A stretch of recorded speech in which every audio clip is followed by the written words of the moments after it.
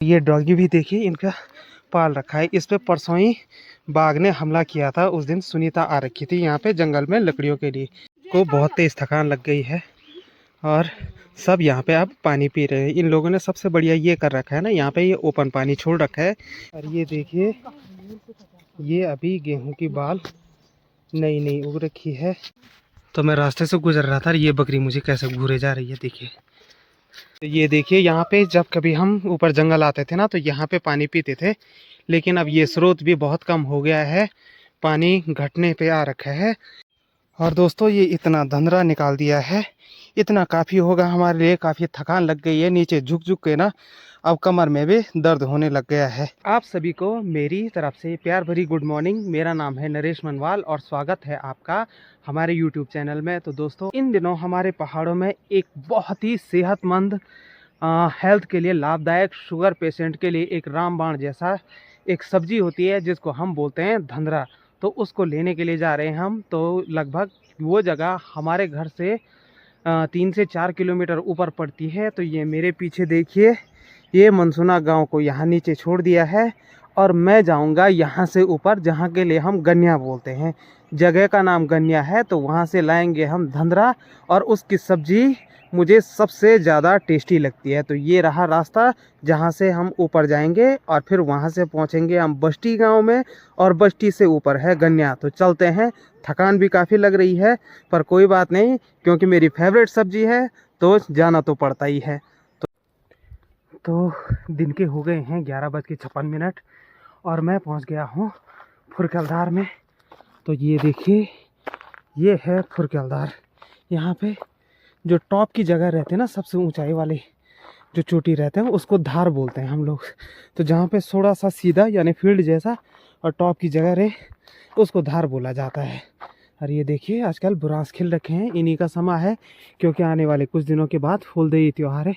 यहाँ से चौखंबा पर्वत कितना नज़दीक दिखाई देता है, और ये बुरवा गांव भी। तो यहाँ से आगे पड़ता है गुडगू गांव, जो इस वाली पहाड़ी के पीछे है। वहाँ पे भी हाल ही में सड़क गई है।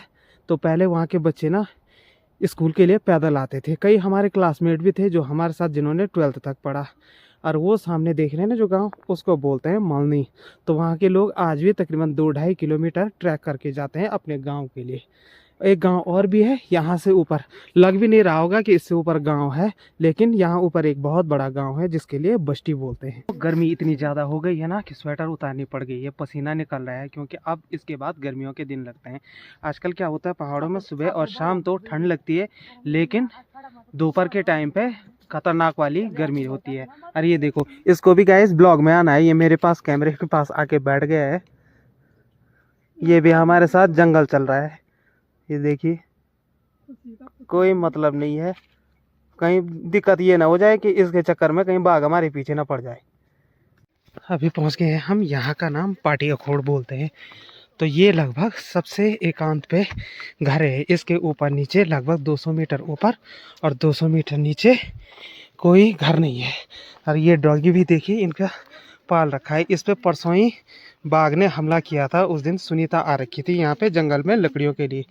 तो इसके गले पे ही लगा रखा है पाटा। पाटा इसलिए बोलते हैं इसको, इसमें मतलब दानेदार, मतलब एक तरफ से दांतों जैसी आकृति होती है, ताकि इसको बाघ इस पे हमला ना करे। को बहुत तेज थकान लग गई है और सब यहाँ पे अब पानी पी रहे हैं। इन लोगों ने सबसे बढ़िया ये कर रखा है ना, यहाँ पे ये ओपन पानी छोड़ रखा है। कोई भी जंगल से आता है या जाता है तो सबके लिए पानी पीने के लिए हो जाता है। तो ये सबसे बड़ा पुण्य का काम है, किसी को पानी पिलाना होना चाहिए भाई। और ये देखिए मेरे ये ऊपर दिखाई दे रहा है बस्ती गाँव। तो अभी बस्ती गाँव हम पूरा नहीं पहुँचे, लगभग हमें 500 मीटर का ट्रैक और करना पड़ेगा, तब जाके पहुँचेंगे हम यहाँ ऊपर बस्ती गाँव में। दोस्तों अभी हम लगभग पुतकंडा से भी ऊपर आ चुके हैं। थकान लग गई है, सभी लोग बैठ रखे हैं यहाँ पे छांव में। तो बहुत ज़्यादा चढ़ाई है यहाँ पे, लगभग 3 से 4 किलोमीटर ट्रैक करना पड़ता है इस रास्ते से, तब जाके मिलती है धंधरे की सब्जी। तो काफ़ी स्ट्रगल और मेहनत वाला काम है ऊपर बस्ती गांव से भी ऊपर जाना। तो अभी हम बस्ती गांव में तक नहीं पहुँचे हैं, यहाँ जंगल के बीच में बैठ रखे हैं और गढ़वाली में बोलते हैं तो पलियों को उतार रहे हैं। देखिए जंगल में हर जगह ऐसा लगता है जैसे फूल बिछा रखे होंगे। तो ये ऊपर बुरांस का पेड़ है और ये नीचे बुरांस गिर रखे हैं। तो आजकल जंगल में आना ना बहुत ही मज़ेदार लगता है।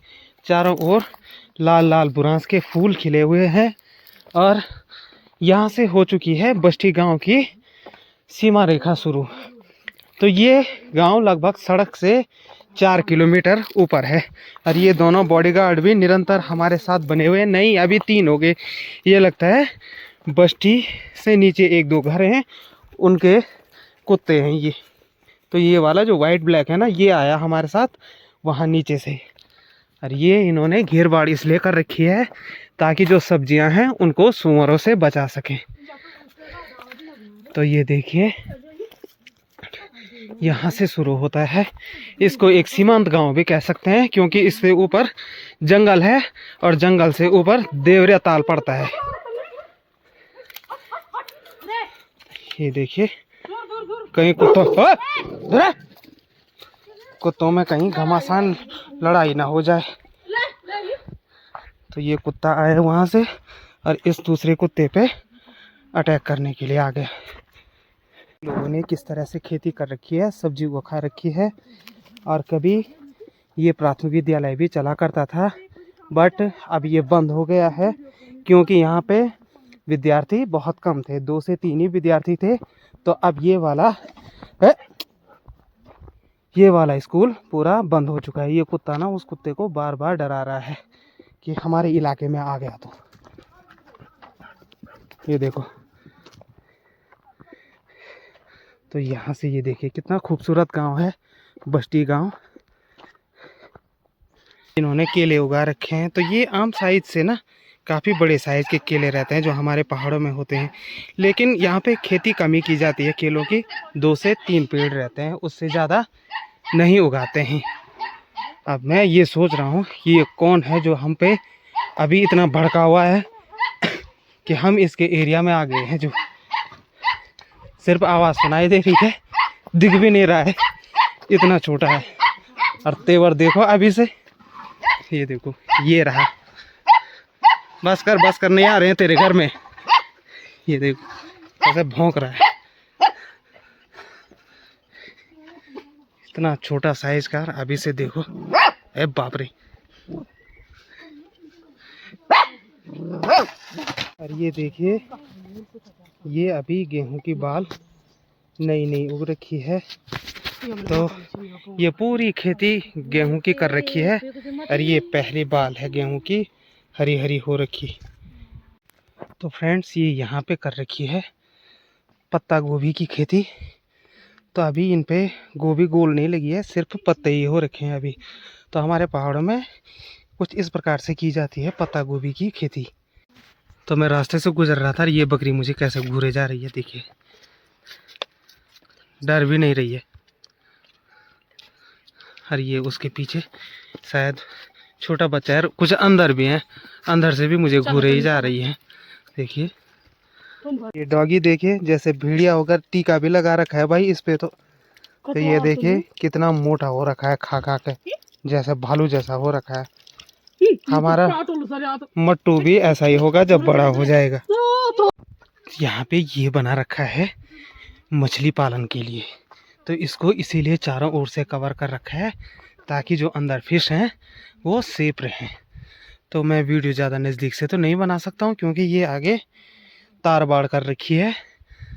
तो वैसे भी अंदर दिखाई नहीं देगा, ब्लैक कलर का जाल लगा रखा है। तो इस गांव की एक ही बात है, यहाँ पे इतनी शांति है ना किसी गाड़ी का शोरगुल है और ना ही कोई पोल्यूशन, गाड़ियों का धुआं वगैरह कुछ नहीं है। और साग सब्जियाँ तो आपने देखी दी होंगी कितना मेहनत से कर रखी है। तो मैं अभी रनवे पे हूँ अपने ट्रैक पे, और ये पड़ गया यहाँ से भूमियाल देवता का मंदिर। ये देखिए यहाँ पे जब कभी हम ऊपर जंगल आते थे ना तो यहाँ पे पानी पीते थे, लेकिन अब ये स्रोत भी बहुत कम हो गया है, पानी घटने पे आ रखा है क्योंकि इस साल बारिश बहुत ही कम हुई सर्दियों में। ये यहाँ पे ये कुआं इसलिए बना रखा है ताकि यहाँ पे गाय आके पानी पिए। तो गाय क्या, जंगली जानवर भी यहाँ पे आके पानी पीते होंगे। तो ये पानी पहले बहुत ज़्यादा आता था, लेकिन अब यहाँ पे पानी बिल्कुल भी कम बच रखा है। ये हमने भी सोचा था हम भी अपनी बोतल यहीं पे भरेंगे, लेकिन देखिए पानी का स्तर कितना कम हो रखा है, पानी नहीं आ रहा ना यहाँ पे। तो फाइनली गाइस हम पहुंच गए हैं गन्या में। तो मैं बोल नहीं रहा था, गन्या फुंगा है यहाँ का नाम, क्योंकि ये एक बहुत बड़ा फील्ड है यहाँ पे। तो यहाँ पे बकरियाँ भी आई रहती हैं, तो सब लोग बकरियाँ यहीं पे इकट्ठा करते हैं। तो यहीं पे सबसे ज़्यादा धंधरा भी होता है। तो इस जगह का नाम है दोस्तों गन्या, गन्या फुंगा बोल सकते हैं हम इसको। तो ये एक जंगल के बीच बहुत बड़ा मैदान जैसा है, और इससे ऊपर लगता है ये बहुत ही घना जंगल। देवरिया ताल का रास्ता भी यहीं से जाता है। तो ये देखिए, ये रहा धंधरा, कुछ इस प्रकार से हो रखा है। हम भी निकालेंगे और वो भी ढेर सारा निकालेंगे। मेरे पास हो गया है ये इतना सारा धंधरा, तो मैं इसको और निकालूंगा। तो ये इतनी हेल्दी सब्जी होती है, शुगर हो गया, हाई बीपी हो गया, हार्ट स्ट्रोक हो गया, और जैसे किसी को डायबिटीज़ जैसी बीमारी है, छोटे बच्चों को उल्टी दस्त आते हैं, तो उसके लिए ये सबसे फ़ायदेमंद दवाई होती है। तो इन्हें तो इतना निकाल दिया है, अभी मैं ढेर सारा निकालूंगा। हम क्या करेंगे, इसका सुखसा बना के गर्मियों तक चलाएंगे। और हम अकेले ही नहीं आ रखे हैं जंगल में, ये देखिए ये लोग भी निकाल रहे हैं धंधरा। इन्होंने लगभग 2 कट्टे भर दिए हैं और अभी और भी निकाल रहे हैं, ये सामने पे देखिए।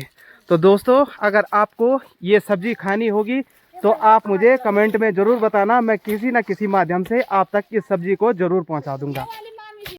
और दोस्तों, ये इतना धंधरा निकाल दिया है, इतना काफ़ी होगा हमारे लिए। काफ़ी थकान लग गई है, नीचे झुक झुक के ना अब कमर में भी दर्द होने लग गया है। तो अब फटाफट से इनको भी उस थैले में स्टोर करेंगे, और ये लकड़ियाँ भी सोल्टी में रखेंगे और घर की ओर निकलेंगे। तो यहाँ देखो, इस टाइम इतना सुनसान हो रखा है ना जंगल में चारों ओर। सिर्फ यहाँ ऊपर पे 1-2 खच्चर घास चर रहे हैं, तो मैं भी उन्हीं के सहारे यहाँ पे खड़ा हूँ। बाकी ये सुनीता और ये लोग तो काफ़ी नीचे पे हैं, वहाँ पे लकड़ियाँ निकाल रहे हैं। तो कल शाम की तरह लगता है आज भी मौसम करवट बदलने वाला है, क्योंकि हवा चलने लग गई है। तो हम भी यहाँ से धंधरा निकाल दिया है, लकड़ियाँ भी निकाल दी है, जल्दी से जल्दी निकल जाएंगे। तो ये लकड़ियाँ सोल्टी में भर दी है, इसके ऊपर ये धंधरा बांध दिया है, और कुछ धंधरा ये इस बैग में डाल दिया है। तो काफ़ी धंधरा निकाल दिया हमने। वो सामने पे दूसरी सोल्टी रखी है, और ये इसने कट्टे में धंधरा निकाल रखा है, इसने भी उस पर रस्सी बांध दी है, अब पीठ लगाएगी इस पे। तो वो इतना धंधरा निकाल दिया हमने। अब चलते हैं घर।